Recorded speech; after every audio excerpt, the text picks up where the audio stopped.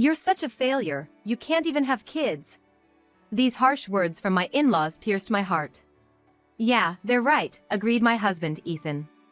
I bit my lip hard, trying to endure this unbearable situation. My in-laws, still looking like they had more complaints, laughed mockingly at me. But then, Ethan suddenly let out a laugh. As he burst into laughter, all the relatives gathered around joined in with loud laughter. Surprised by Ethan and the relatives suddenly laughing, my in-laws' eyes widened in shock. Did everyone hear that? Ignoring my clueless in-laws, Ethan turned to the relatives. The relatives and I nodded in agreement. Huh? Finally realizing they were left out of the loop, my in-laws' faces filled with panic. This was my chance. A chance to fight back against my in-laws, who had tormented and insulted me for so long. I clenched my fists tightly. My name is Natalie. I'm 33 years old and work at a publishing house. As a child, my love for books was sparked by my single mother who used to read picture books to me. Becoming a literary editor has always been my dream, and I am proud to be doing the job now. I've been with the same company since I graduated, initially handling sales and magazine assignments. 3 years ago, I finally made the switch to literary editing. However, in the beginning, I was completely clueless about what to do in literary editing. It was different from working in sales or magazine editing, and I was utterly lost. It was my husband, Ethan, who also worked in literary editing, who came to my aid. Ethan, a senior with 5 years of experience in literary editing, patiently taught me everything I didn't understand. He's incredibly kind to his subordinates and meticulous in his work methods. He even volunteered for the unpopular task of training newbies, a testament to his kindness. We started spending more time together. Naturally, we grew closer. Once, when Ethan invited me to dinner under the pretext of work consultation, we ended up having a great time and got drunk. Our meetings outside of work increased, and eventually, Ethan confessed his feelings for me. Feeling the same way, I was overjoyed and immediately accepted his proposal, marking the start of our relationship. A year later, he proposed, and we happily married. Even after marrying Ethan, I didn't quit my job. Editing is as busy as it sounds, with many working into the night. Even though we start a bit late in the morning, our working hours are significantly longer than other jobs. My mother, living far away, was initially worried, but when I told her how much I loved my job, she supported me, saying, "If you love it that much, keep at it even after marriage or having kids." Ethan felt the same, assuring me, "I understand, we're in the same field. It'll be fine." So, I didn't quit for marriage and continued working as a literary editor with Ethan. Becoming a family with someone I shared interests with and who was so kind made me extremely happy. Little did I know what married life had in store for us. It all started with a phone call. A month after our wedding, I returned home early to prepare dinner and received a call on my smartphone. It was an unfamiliar number.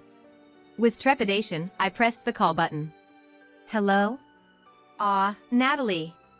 Finally, you picked up. I thought you wouldn't answer. I winced momentarily at the sound of my mother-in-law's raspy voice. My in-laws live in a town just 3 stops away from our house by train, relatively close by. Since my mother lives in a distant rural area, I had thought of relying on my in-laws for anything urgent. I've been calling you several times and you didn't answer. Sorry about that. I always switch my phone to silent mode when I get home, so I didn't notice the multiple calls from my mother-in-law. I had only met her twice before, during our pre-marriage introduction and the meeting of both families, and both times she appraised me with a scrutinizing look. That's why I reflexively became averse to her, avoiding any interaction until today. Anyway, Natalie. Do you know about that super popular cake shop near your house's train station? Cake? Oh yeah, it's often featured on TV. Exactly. I need you to buy a cake from there and bring it to me, right now. Now? I looked at the clock. It was 9:12 p.m.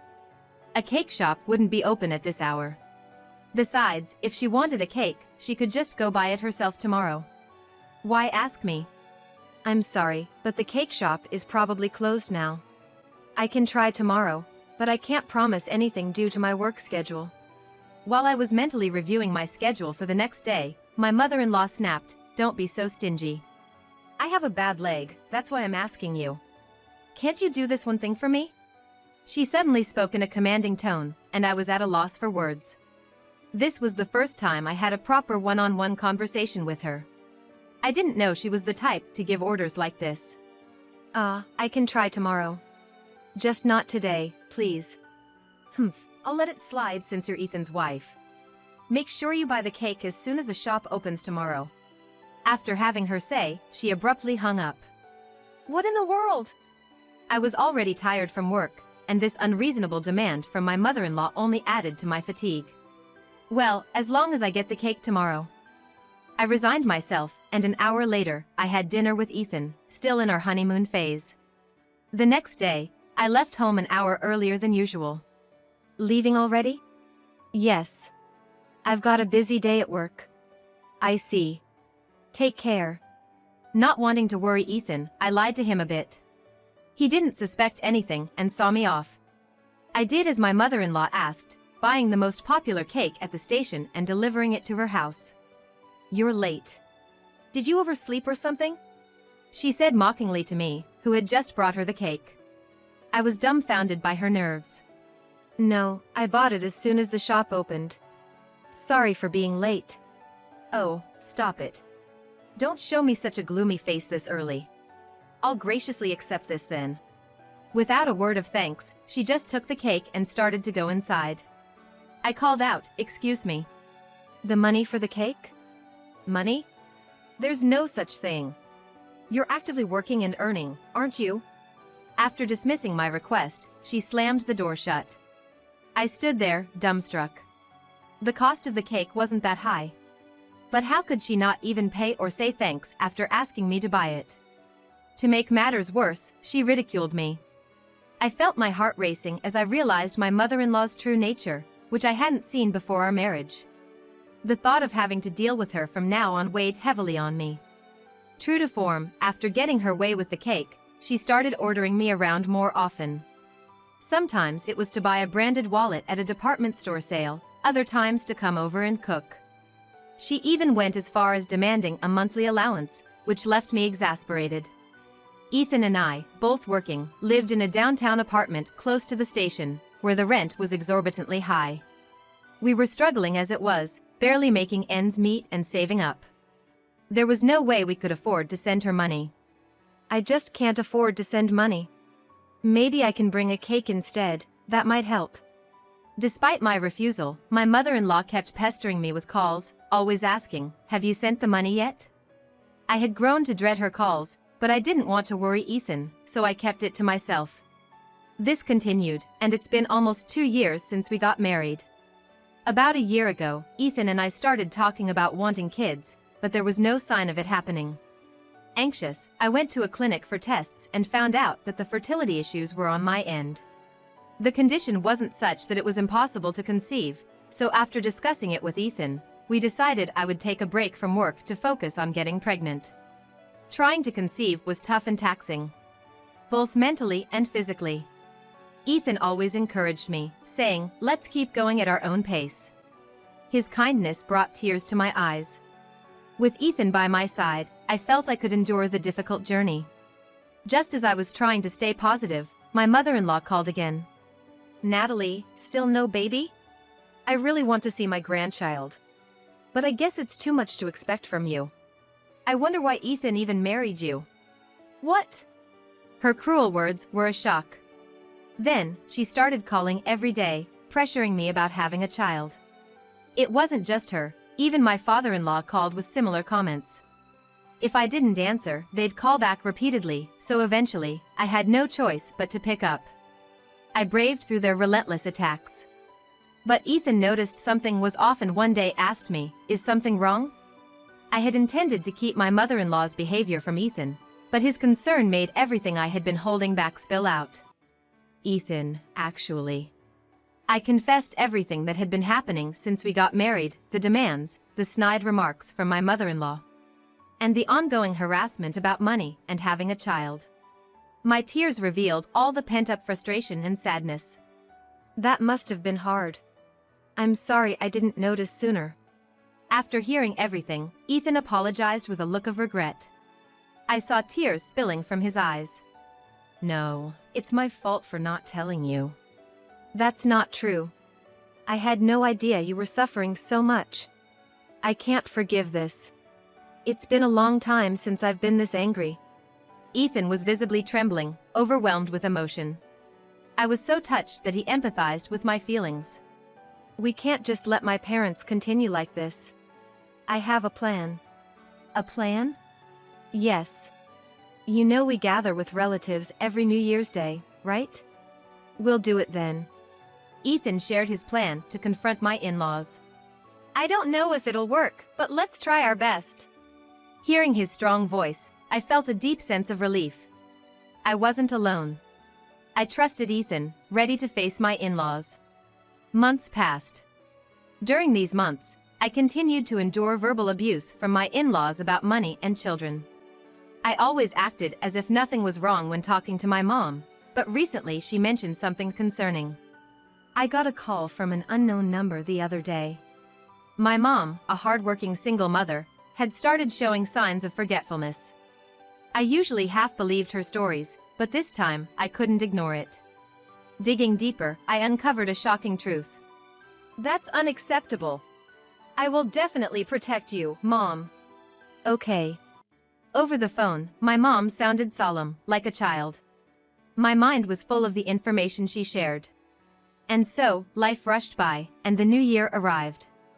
Every New Year's Day, Ethan's family and relatives gather at his parents' house. This time, I went with Ethan, determined. By the time we arrived at Ethan's parents' house, his uncles and aunts and their families had already gathered, and we were the last to arrive. Oh, Natalie, you're late. Not even helping and just being carefree. Despite Ethan being with me, my in-laws only directed their sarcasm at me. Happy New Year. I hope it's a good one for all of us. Ignoring their sarcasm, I greeted them formally, which seemed to irritate my in-laws even more.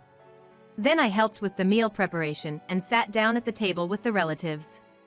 My father-in-law was handing out sweet wine to everyone. But I politely declined to drink it. Then, my in-laws glared at me and said, "What's the matter, Natalie? Got a problem? Not drinking the wine we offered, what kind of daughter-in-law does that?" I hadn't expected to be spoken to like this just for not drinking the wine, and in front of the relatives, I could only bow my head in shame. Eventually, my in-laws spoke again, with a tone of annoyance. Ah, what a disappointment. A failure who can't even have kids.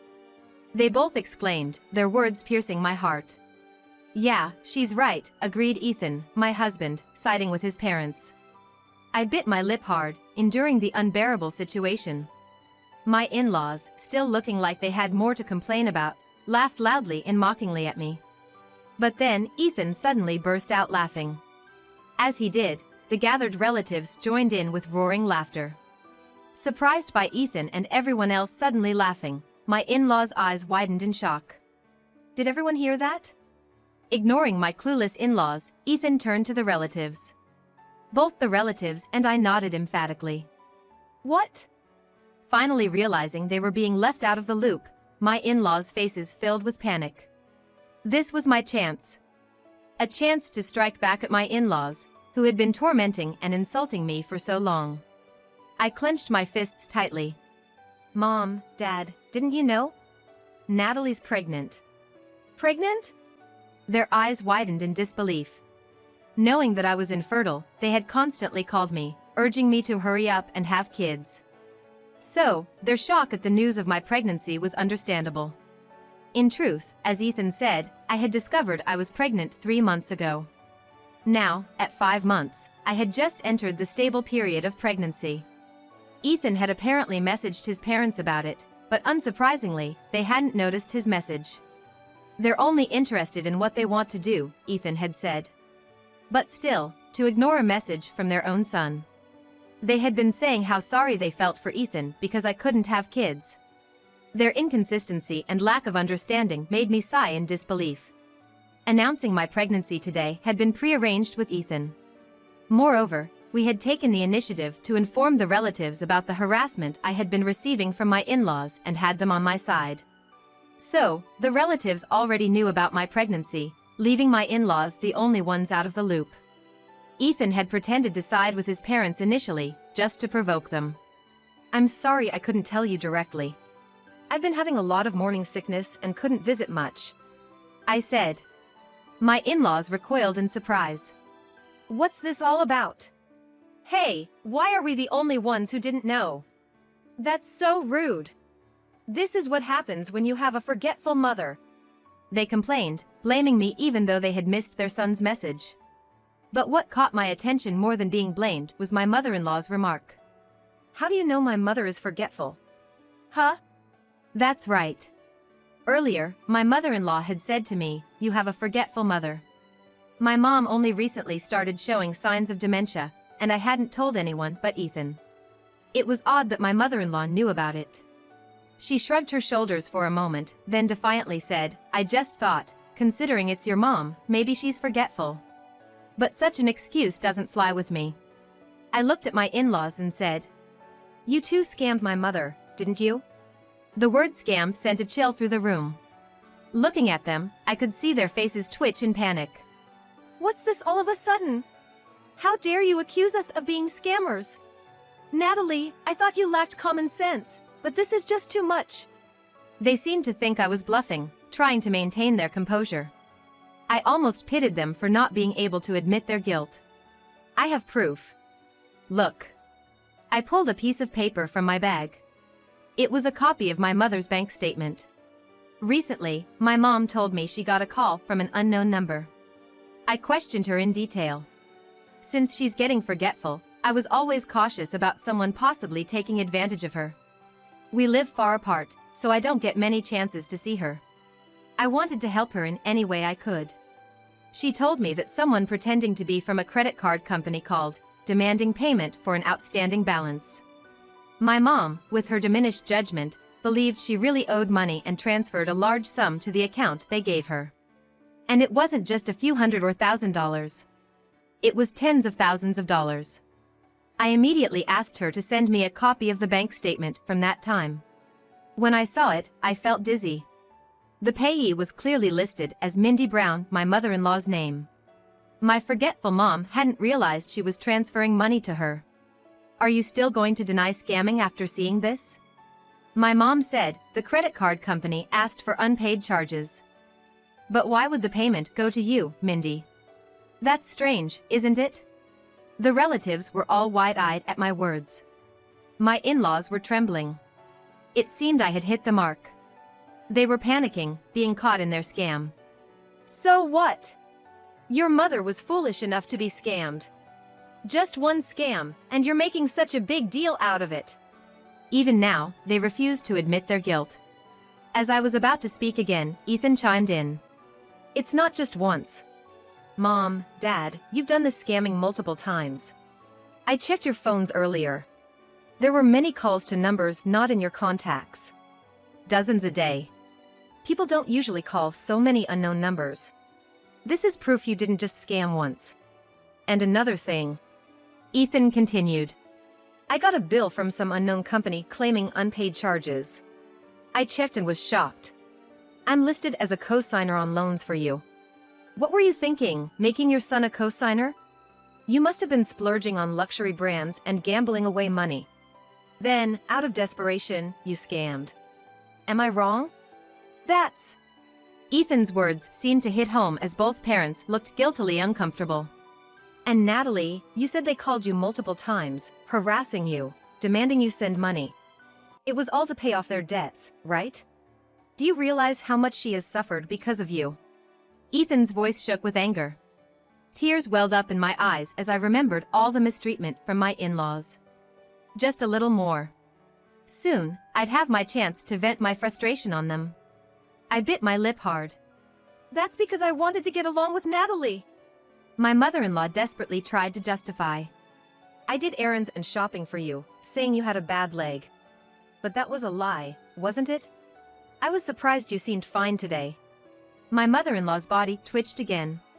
Ethan, sensing an opportunity for a counterattack, pressed on. I'm fed up with your lies. You've been using and ridiculing Natalie. Enough is enough. We're cutting ties with you. It's too late to apologize now. And we'll be reporting the scam to the police. Ethan, speaking sternly, caused his parents to widen their eyes in shock. This was the first time the usually calm and kind Ethan showed such anger. It must have been the same for his parents. What are you saying about calling the police, Ethan? We're family, aren't we? They desperately clung to Ethan, but he firmly cut them off. No, you're not my family. Not when you hurt the people I care about and commit crimes. His parents seemed to collapse on the spot, but finally left the house under the cold stares of the relatives. They probably won't come back today. Sorry everyone, for all this trouble on New Year's Day. Happy New Year! Ethan said cheerfully, and the New Year's celebration began. We decided not to bring up my in-laws again and just enjoy the start of the new year together. As promised, we reported my in-laws to the police, and they were promptly arrested. Their sentencing is yet to be decided. I hope they get the punishment they deserve, including for the harassment they caused me. It turns out their debts amounted to several million yen. Gambling and buying luxury items, they spent money recklessly, so there's no room for sympathy. They had even borrowed money from neighbors, who were exasperated when they talked about it. We apologized on behalf of my in-laws and sold their house to pay off the debts. That was the end of our involvement with them. I went on maternity leave, and Ethan was transferred. It was a good chance to get away from my in-laws. I was excited to start a new life with our child. A year after the child was born, I heard from relatives about my in-laws. They had been sentenced to 2 years in prison with suspended execution. Currently in their probation period, they lost their house to pay off debts and are living in a hotel, working various part-time jobs. They don't deserve sympathy after deceiving people and taking their money. They should work to the bone to make up for their actions. Hopefully, they'll reflect deeply on their upcoming prison time. Ethan, our child, and I were living happily together. No more calls from my in-laws. We were building a new family, laughing together.